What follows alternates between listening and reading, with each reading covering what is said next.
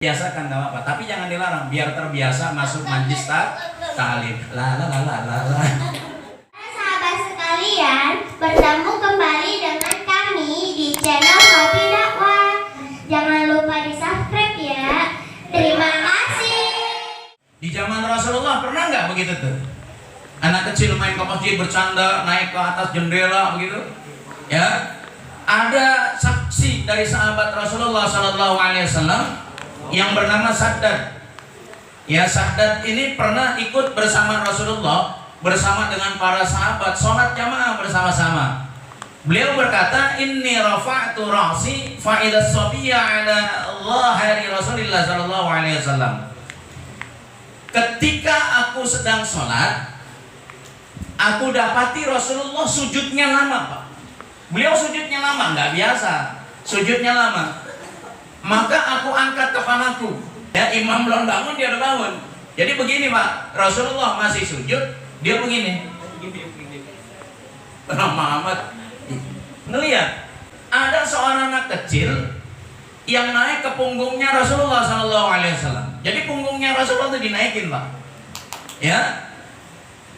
Lalu fahuwa sajidun, Rasulullah itu lagi sujud.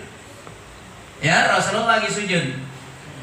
Faraja'tu fi sujudi, maka aku lanjutin sujudnya. Jadi habis sujud, lagi sujud, ngangkat kepala begini, ada apaan sih, ini lama banget. Kalau kita kan nggak begitu, Pak.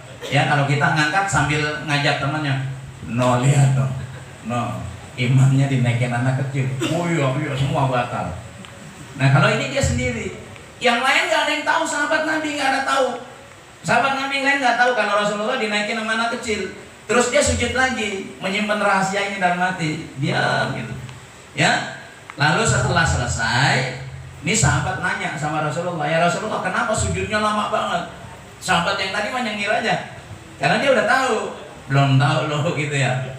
Nah, sahabat menyangka ada sesuatu terjadi pada Rasulullah SAW, atau sahabat ini menyangka wahyu itu turun saat sujud.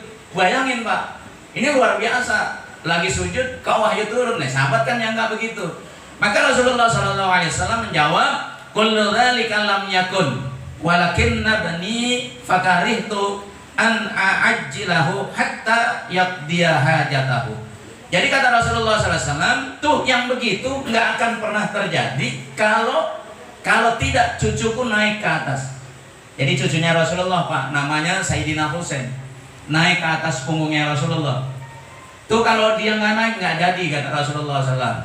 Ya, maka Rasulullah bilang, aku tidak suka mempercepat sujudku sampai cucuku ini selesai melakukan hajatnya, sampai cucuku ini turun sendiri, Pak. Rasulullah lembut, Mas lembut.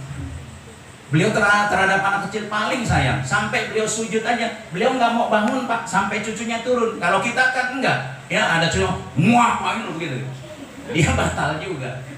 Ya, ini Rasulullah tenang, Pak, sampai cucunya itu turun sendiri. Nah, maka sujudnya kan lama. Ya, sampai sahabat nyangka. Nah, inilah kejadian, Pak, di zaman Rasulullah juga begitu, sama. Jadi nggak usah bingung, ya. Nah, karena kalau zaman sekarang gimana tuh kalau ada anak kecil seperti itu? Nah, ini kan harus disikapi, Pak. Ya, terutama di sini kan ada pengurus, mungkin pengurus masjid, ya, pengurus ini pusat eko, pengurus Masjid Nurul Husna.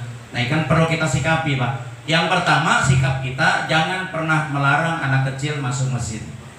Jangan pernah melarang anak kecil masuk masjid. Lalu yang kedua, juga diperhatikan jangan sampai orang dewasa yang ibadah terganggu karena ulah anak kecil, kan harus kita pikirin. Nah, maka anak kecil itu terbagi tiga. Yang pertama sobiyah. Sobi itu usianya masih di bawah 7 tahun. Nih kayak Mas Faisal nih, ya, usianya di bawah 7 tahun. Kalau di bawah usia 7 tahun kan belum mengerti, Pak. 5 tahun belum mengerti. Kita omongin begini nih, Bu, dia begini, kita digituin malah, jangan bercanda. Itu anak kecil, kenapa? Nggak ngerti. Dia nggak ngerti yang baik dan yang buruk. Lalu yang kedua yaitu di sini disebutkan mumayyiz. Mumayyiz itu orang yang udah ngerti, anak kecil udah ngerti 7 tahun ke atas sampai sebelum balik. Kalau anak kecil Pak, kalau anak kecil, iya, ini sobi namanya, di bawah 7 tahun, ya, di bawah 7 tahun jangan dilepas. Dan nanti kita ini. Selanjutnya Bu, mumayyiz itu dia udah agak ngerti.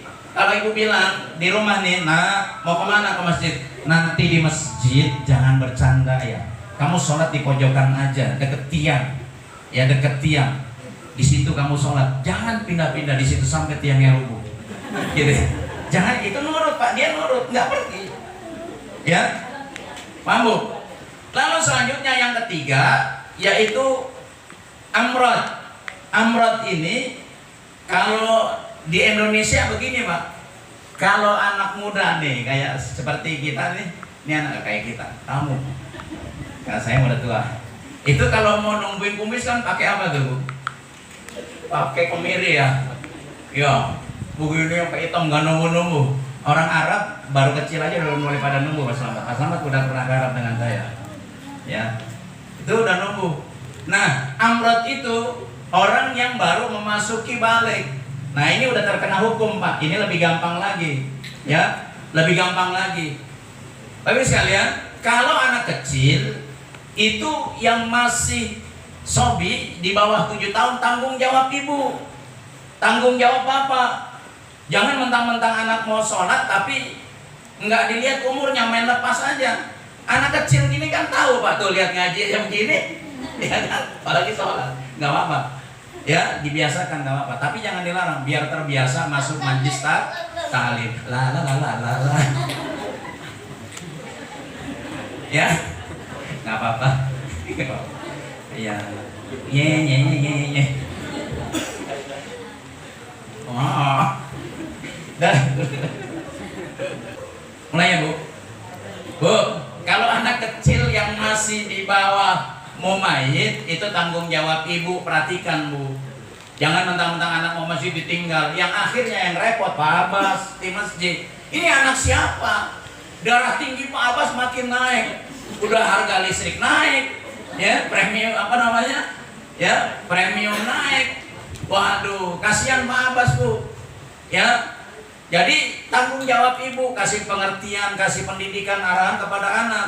Kalau anak kayak gitu dilepas, ya, jangankan nggak ada bapaknya, ada bapaknya aja taruh di samping, dia pergi Bu ke pojokan, ya, lagi sujud, kaki orang lain dikelitikin, orang tua, ya, orang tuanya darah tinggi ditendang, anak ibu mental. Jadi tanggung jawab ibu, paham sampai sini ya Pak? Jadi kalau di bawah mumayyiz tanggung jawab kita Pak, jangan main lepas aja tuh anak, bapak harus ikut tanggung jawab. Dulu Pak Muhadi Pak, perhatikan, Pak Muhadi di samping Masjid Nurul Husna, beliau bijaksana tuh. Kalau bawa anaknya diikat pakai kain Bu, di pahanya dia, di kakinya, biar nggak kemana-mana, ya, nggak kemana-mana. Nah itu Bu ya. Jadi jangan pernah larang anak pergi ke masjid, tapi ibu harus beri pendidikan. Dan khususnya pengurus masjid itu harus punya antisipasi. Ada arahan tertentu buat anak-anak. Kalau hari pertama bercanda, ini kan hari pertama nih bercanda ya depan kita. Ya, nanti pulang dijegat di pintu. Hati-hati jadi. Pulang dijegat di pintu, dikumpulkan, dikasih arahan dulu sudah kita laksanakan saja. Anak kecil saya kumpulin Bu di pojokan, saya selip-selipin di belakang lemari di Nurul Husna. Nah saya kasih pengarahan Pak. Ya, 2 hari masih begitu juga, masih bercanda. Barulah Pak Abbas bertugas. Ya, maka tugaskan pengurus masjid 2 orang. Kenapa 2 orang? Supaya sholatnya biar selesai. Nah 2 orang ini nanti sholat berjamaah berdua. Ya, karena dia bertugas untuk mengawasi anak-anak. Ya, selama sholat dia aja nih berdua keliling. Ya, ada anak bercanda sentil. Jangan terlalu kencang sentilnya, sayang aja.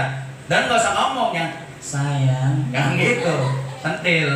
Ya. Dan jangan dikeplak juga, jangan. Kasih tahu. Nah, selesai sholat baru yang 2 orang ini melaksanakan sholat. Mungkin ini langkah bijaksana. Ibu silakan lepas anak-anaknya sholat di masjid. Ya, itu mubah, silakan, boleh. Tapi tolong perhatikan, beri ilmunya dan juga harus tanggung jawab. Ya, paham Bu? Jangan sampai seperti di Jogja. di Jogja ada satu masjid ketika ada kajian orang tua bawa anak-anak, ya, tapi orang tuanya nggak boleh masuk Pak RT. Kenapa? Karena bawa anak kecil, nggak boleh masuk Pak. Nanti ganggu kajian anak kecilnya. Kalau Bapak mau, anak kecilnya bawa pulang dulu. Nah ini jangan sampai terjadi ya Bu. Nah, maka di Ajrul Muhsinin insya Allah Bu, sekecil apapun santri Ajrul kalau udah dilepas di masjid, insya Allah Bu, insya Allah masih bercanda juga. Enggak, bercandanya nggak keterlaluan. Boleh Ibu cek, silakan. Ibu cek sekali-kali ke masjid Nurul Husna, Pak Selamat sering ke masjid. Lihat, yang anak-anak Ajrul Muhsinin boleh dinilai di situ. Ya, boleh dinilai. Insya Allah ya, predikatnya atau kondisinya lebih baik ya daripada anak-anak yang tidak ngaji. Demikian Bu, ini pertanyaan yang perlu saya bahas karena kita semua punya anak kecil dan juga nanti di kita di sini juga ada pengurus masjid atau musola ya. Jadi Ibu silakan ya kirim anak-anaknya ngaji biar dikasih ilmu bagaimana cara dan adab masuk masjid.